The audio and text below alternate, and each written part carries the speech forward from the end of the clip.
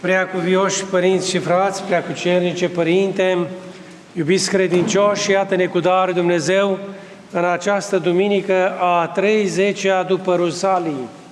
Ați observat dumneavoastră că nu se respectă ordinea întotdeauna a duminicilor, dar săptămânile își respectă ordinea de la Rusalii încoace, fiecare săptămână este numerotată în calendar și se respectă ordinea. Spun lucrul acesta pentru că acum o săptămână în urmă era duminica a 25-a după Rusalii și iată de acum duminica a 30-a după Rusalii. Până la... De ce schimbările acestea? Acestea apar în funcție de data căderii Sfintelor Paști.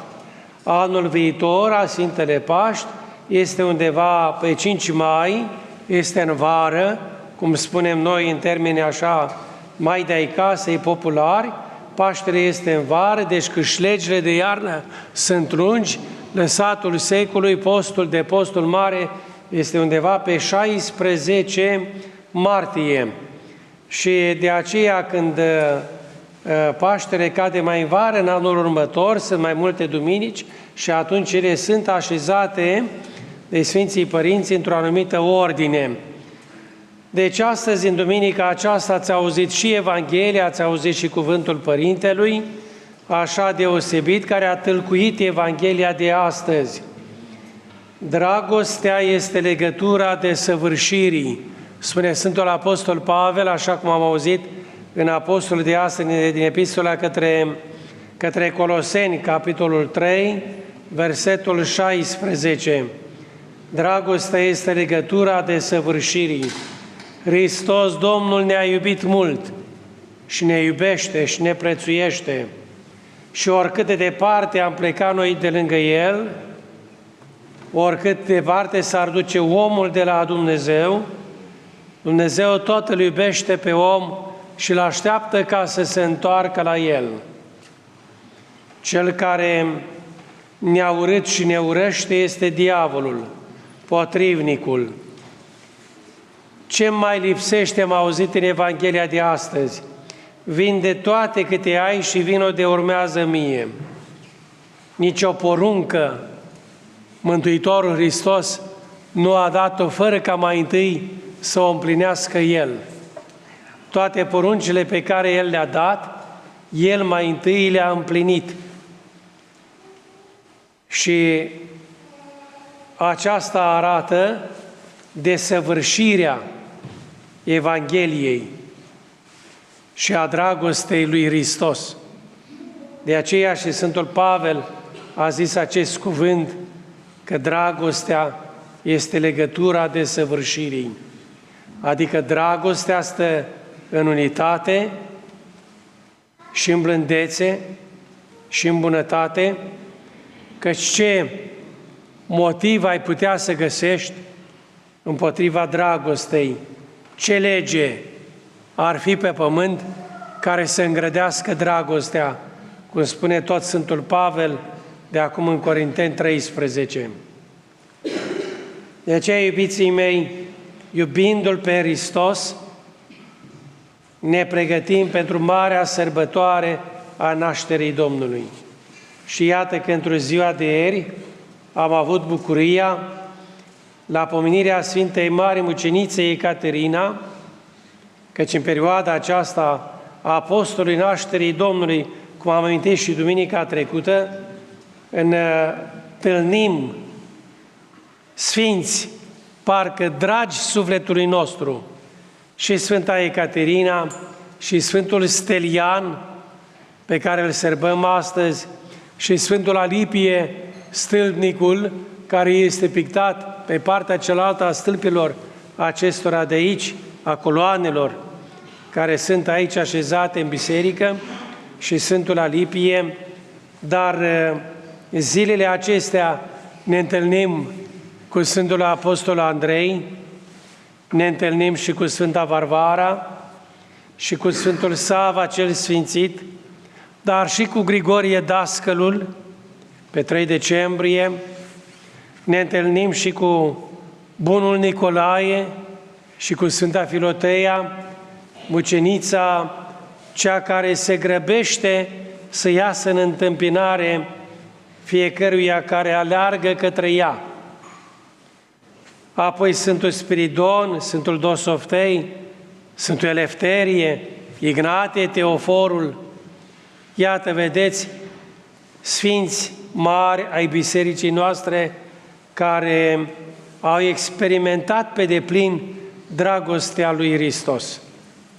Am avut aici, ca oaspeți aici, în mijlocul nostru, câțiva domni ofițeri general de armată și ați văzut dumneavoastră că a slujit cu noi și Părintele Valentin Lazar.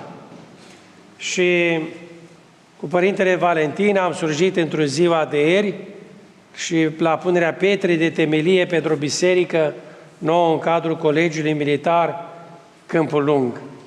Dar despre aceasta am să-l poftesc pe Părintele, dacă este aici și n-a plecat, să vă spună el câte ceva despre biserică, ce înseamnă o biserică într-un centru militar.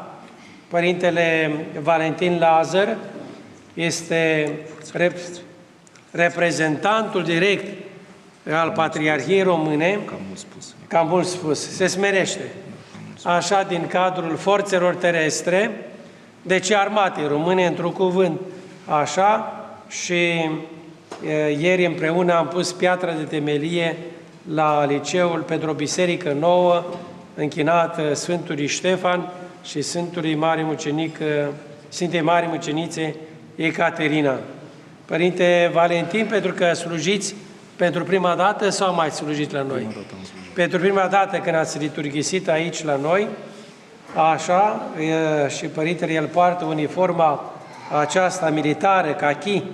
Nu-l vedeți că aici l-am înveșmântat noi, la fel ca cu veșminte din acestea, așa, ca în postul nașterii Domnului. Părinte Valentin, vă ascultăm. Părinte Stareț, să rămână fac ascultare. Părintele Stareț mi-a dat ascultarea aceasta de a spune câteva cuvinte despre biserica de la Colegiul Militar Sfântul Ștefan cel Mare din Câmpul Lung moldovenesc. Este colegiul nostru reprezentativ, unde copiii cresc cu niște valori adevărate, iubindu-și patria, neamul și, evident, credința. Niciodată nu uităm ca la Vohodul cel Mare să-i pomenim pe eroi din toate timpurile și din toate locurile care s-au jertfit pentru apărarea patriei și a credinței strămoșești. Și toate celelalte valori pe care nu le mai pomenim acolo. Libertate și demnitatea noastră.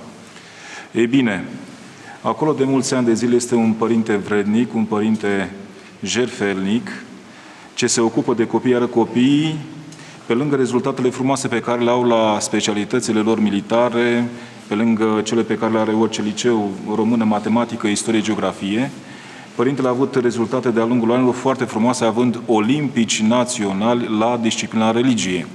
Ceea ce înseamnă că acești copii sunt ocrotiți de Dumnezeu și înțeleg rostul pe care Dumnezeu îl are în viața lor.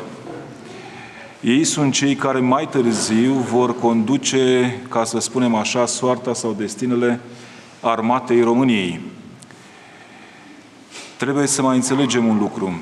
De ce s-a ajuns la o biserică zidită în condițiile în care, în cadrul liceului, într-o clădire, este dintre cele mai frumoase licee, dacă nu cel mai frumos liceu militar din țară, prin clădirile pe care le are, și ca o paranteză este singurul liceu care nu are gard.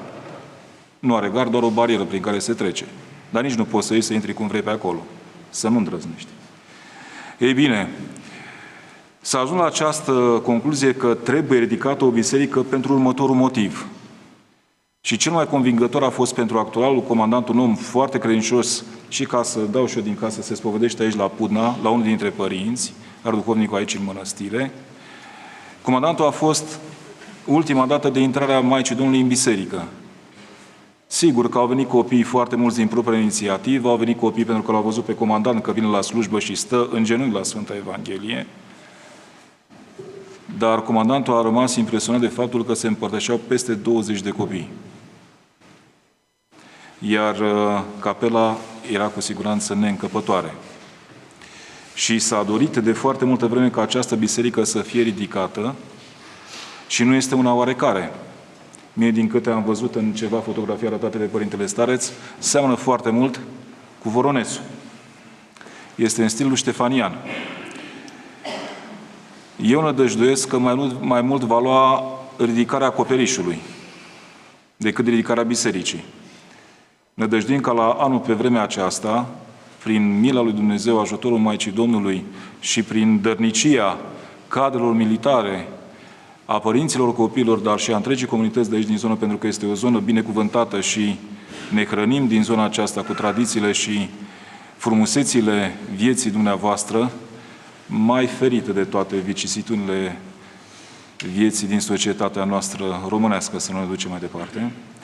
Credem că la anul ea va ieși din pământ așa cum se cuvine și ne va lua ceva mai mult timp să o acoperim. De aceea este important să ne aducem aminte de un cuvânt, îl știți cu toții. De ce nu rugăm doar acasă și ne rugăm în biserică?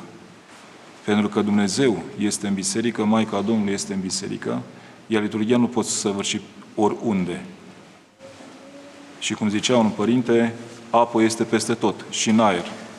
Dar ca să bei, îți trebuie o cană și un izvor. Sau cel puțin un robinet. De aceea este importantă biserica.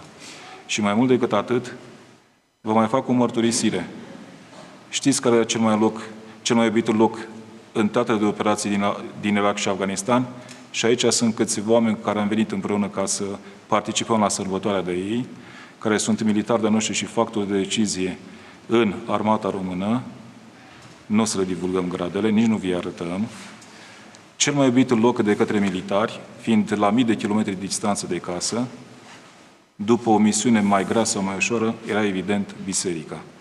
Pentru că pe câmpul de luptă, în teatrul de operații sau la război în general, ai două situații. Doamne, ajută-mă și scapă-mă, sau Doamne, iartă-mă. Iar copiii aceștia vor fi cei care vor crește cu aceste valori adevărate, de a te bizui tot timpul pe Dumnezeu în primul rând și pe ceea ce tu ai fost învățat de oameni adevărați, cu suflet, nu doar că să știți că și militarii în spatele uniformelor au suflete și acasă au familii, soții și copii care îi așteaptă. De aceea este important să ne bazăm pe aceste două instituții ale statului, biserica, pe care o moștenim din mostrămoși, și armata, la care noi, de-a lungul vremii, de-a lungul secolelor, am participat cu toții. Spunea frumos cineva, și nu o să mai mă lungesc, Părinte Stareț, și anume că nu există familie din neamul acesta românesc, de oriunde ar fi el din țara aceasta, care nu s-o fi dat cel puțin un erou în apărarea patriei. Vă mulțumim și bunul Dumnezeu să rânduiască să avem sărbători cu bine. Iertați! Mulțumim, Părinte Valentin.